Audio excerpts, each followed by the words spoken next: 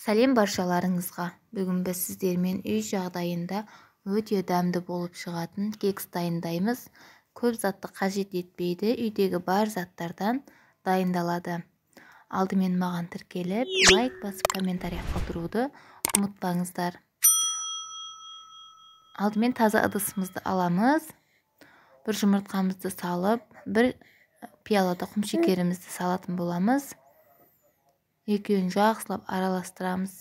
Ақ түске енгенше құмшекеріміз ерігенше жақсылап араластырамыз.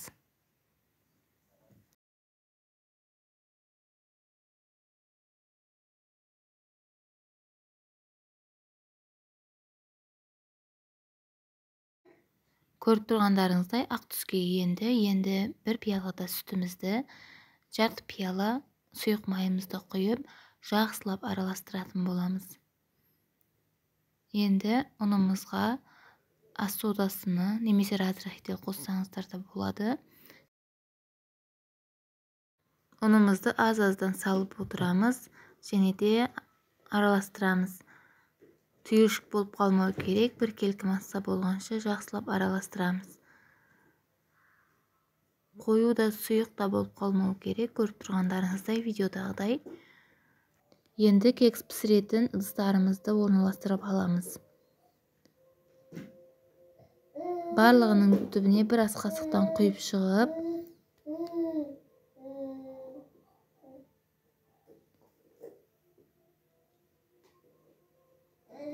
ортасына шие салдым. Сгущенка салсаңыздар да болады, немесе творог салсаңыздар да болады, өте дәмді шығады.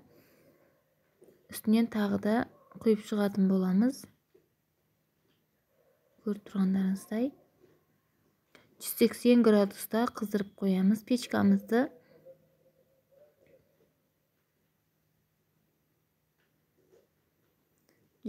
градуста 25-20 минут пісіп шығады. Көріп тұрғандарыңыздай мінекей пісіп шықты. Өте үлпілдек болып жақсы көтерілген. Міндетті түрде дайындап көріңіздер. Егер де рецепттерім ұнап жатса, тіркеліп, лайк басып, комментарий қалдыруды ұмытпаңыздар. Өздеріңіздің қалауларыңызға байланысты